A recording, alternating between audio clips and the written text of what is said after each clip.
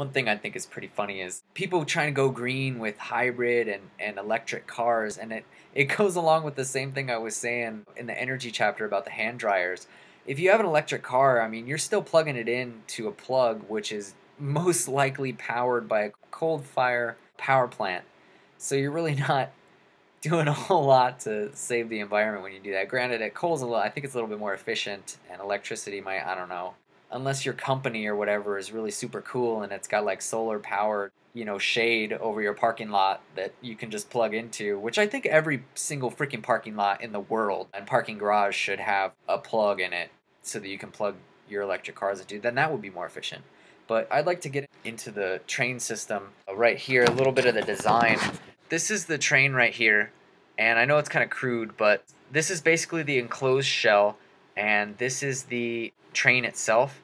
And some of the trains that they have developed already, the maglev trains, are just basically between the bottom contacts right here.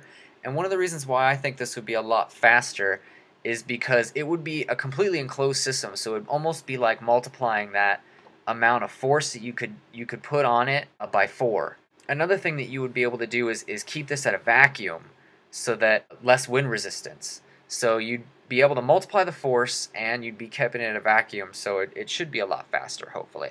Not only wind resistance reduction, but if on Earth, when you have air and you end up going over a certain speed, you end up breaking the speed of sound. And if you were to break the speed of sound in a enclosed environment like this, the concussion that would be produced would be very detrimental to the whole thing itself. So having it at a vacuum not only, like I said, reduces the air friction and make it go faster, but that would eliminate the sonic boom that would happen if you had a enclosed system and the damage that that would cause. And not only that, but shielding. People are like, okay, well, all these magnetic flux lines or whatever penetrating into this train, like what will happen to people's electronic devices? What about all their memory on their flash drives and their hard drives and blah blah blah? Well, one of the great things about these and engineers today is that you can always go around stuff like that. You can have like a head lead car. Basically what you would end up doing is you would be taking the field here, and you would be using that to generate a field here. So it would actually not only just be pushing this, but it would be generating its own counter field, and those fields colliding with each other would end up shielding the inside. And you probably don't really understand, but just trust me, it works. And I have wheels drawn in here, and so you'd not only be able to just cut the power whenever you wanted so that it could coast, but there'd also be braking systems, and you wouldn't depend on the electricity entirely in case it went out or something like that. So it would have backups and whatnot, and then there would be like an airlock in here to let the passengers or the freight on and off. And using a system like this would just be wildly, wildly more efficient than train car systems today. And one of the reasons for that is you can set it up. You can set it up in such a way that the lines are, and this actually isn't an idea of mine, but you can set the lines up to where they split up. And if you're, even with public transportation, and this isn't my idea, this is actually somebody else's idea, not my friend. Not that I wouldn't be friends with him, but yeah. He developed this system where, it's not really a system, it's kind of an idea, that the end car, basically, for every train, and this is a train system. So basically the end car can just detach and slow down in itself, so that if these people that are on the train don't need to make a stop at this stop, that train can just keep going. And so what that makes is that fewer stops, faster commute, and it's a lot more efficient to just stop one car every time instead of the entire train system.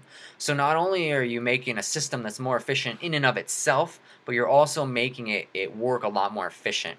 And the way, I know this is just like train tubes that come off, and then this is a little dock that has 4 tubes around it and the main train line in the center.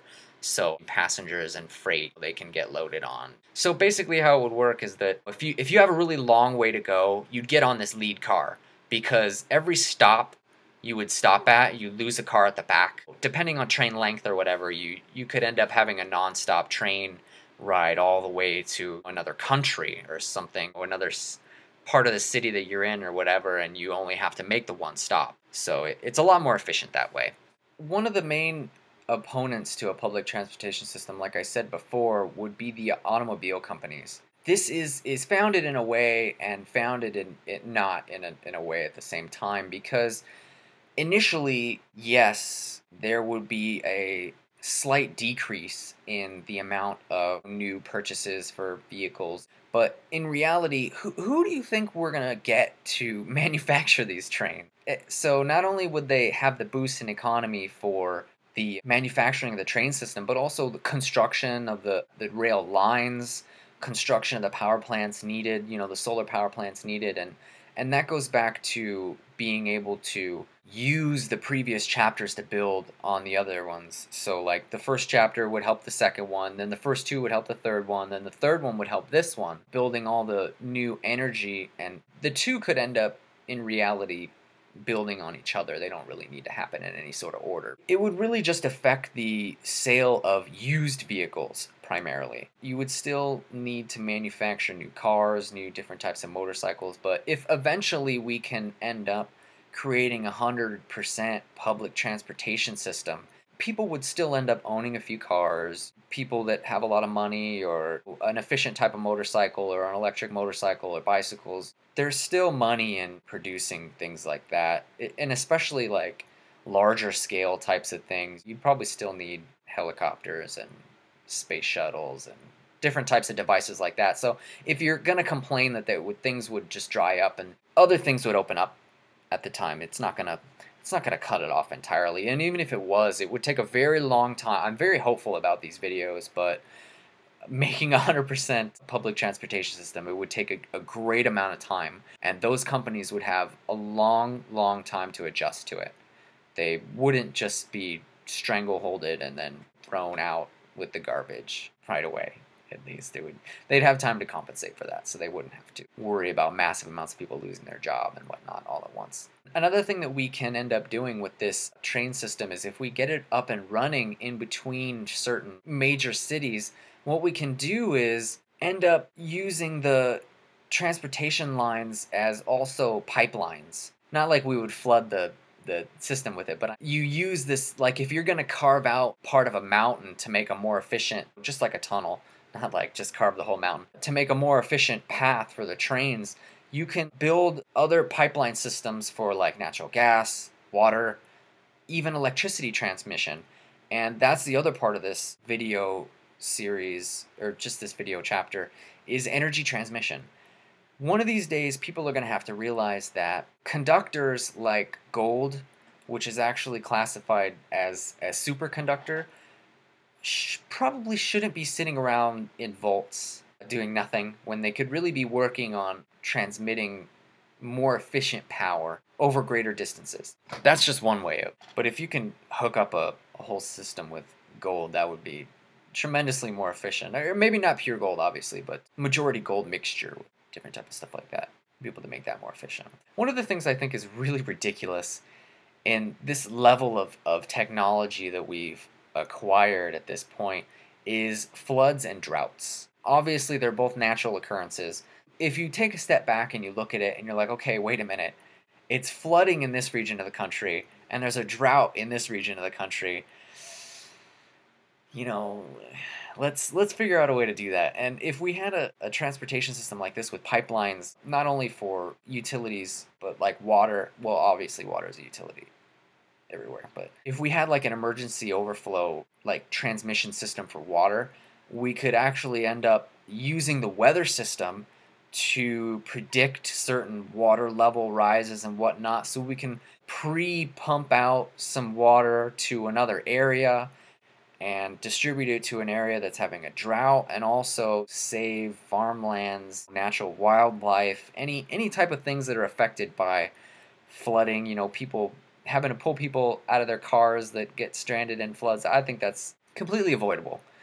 We should be able to pump all that water out, and at the very least, if it does flood, we should be able to get it out of there pretty efficiently. But I'm pretty sure we'd be able to preempt it enough to where we can pump it while it's happening, before it's happening, and after it's happening to avoid any of the detrimental effects that we've been experiencing today. With the kind of train system that I just went over, I'm not quite sure if you guys really understand the impact of that. If the energy chapter that I was talking about before, if we're able to connect up the continents together, not only to transmit energy, but also have these train systems, then we could, in theory, eliminate plane travel altogether.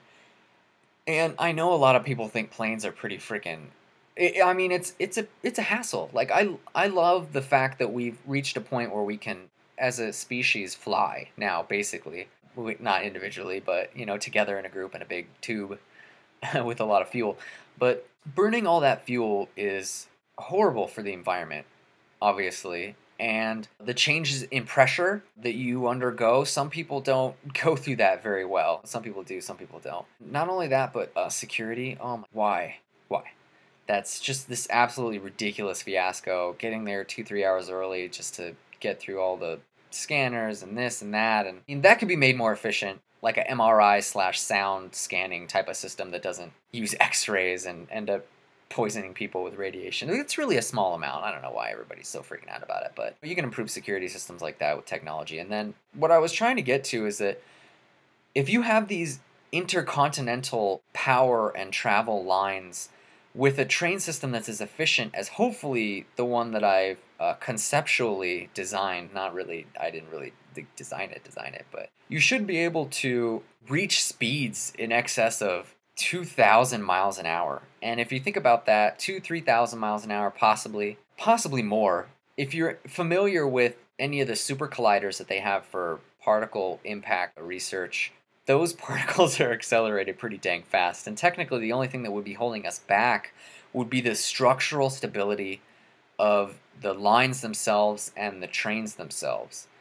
And if we can iron that out, you could travel the entire length of the United States, Russia, or Africa, or South America in just an hour or so. And you could, if we were able to connect up through the United States, you could travel from the tip of, I'm pointing down to my pants, from the tip of, you could travel down from the tip of South America all the way up Panama Canal, all the way up over Alaska, through Asia, across the Suez Canal, down Africa, all the way down to the tip of Africa in, I don't know how many thousands of miles that is. Probably close to the diameter of the Earth. But instead of having like 22, 23-hour plane flights, at the most, like from one end, extreme end to the other, you'd probably be able to make that trip in about 10 hours. That's pretty significant. Because for one, not only you'd be able to get people out there, but you'd also be able to get food and supplies and energy to places that wouldn't otherwise have it, or at least wouldn't otherwise have access to it. And all that money and all that energy that's used in transporting food and any other kind of product is just, it's so wasteful now. Cargo ships and oil ships, yeah, they're great and they're pretty efficient, kind of, but they're really unnecessary. I love being out on the ocean, sailing and stuff like that, but not that I go sailing a lot. I like the ocean. Anyway, it's inefficient. We can really overcome that in a lot of different ways, and this is really one of them. And I mean, imagine that going across. Even a trip on a plane that would take like 2 hours would take you like a half an hour on a train system like this. Traveling from the tip of Florida to the tip of Alaska would probably be about a 2-3 hour at the most train ride like this if you had a direct route, and that if you could accelerate and decelerate safely. And a trip that otherwise on a plane that would take 7, 8, 9 hours, 9-10 hours, something like that. And you'd reduce it by like a third or more, depending on how you set it up and if you built it efficiently and whatnot. I think that's pretty freaking amazing. So, yeah, good for us.